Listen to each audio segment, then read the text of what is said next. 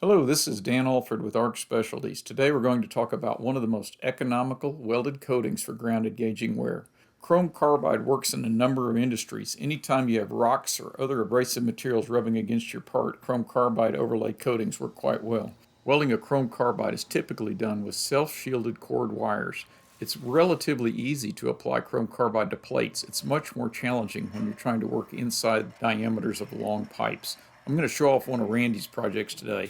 Randy's leveraged our successful twin torch gas tungsten arc hot wire tri-pulse cladders. On these machines, we're actually applying Inconel to the insides of 40-foot long pipes.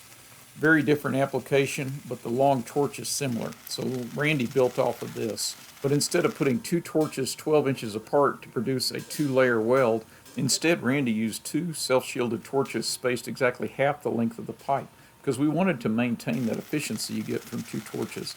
By spacing them half the length of the pipe, we start the arc and make one pass and weld the entire length of the pipe in half the time. Have you ever tried welding with your eyes closed? It's kind of challenging. This is why we've added two Xiris cameras.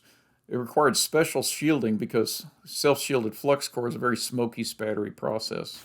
Chrome carbide has many applications, anywhere abrasive materials wear out your parts.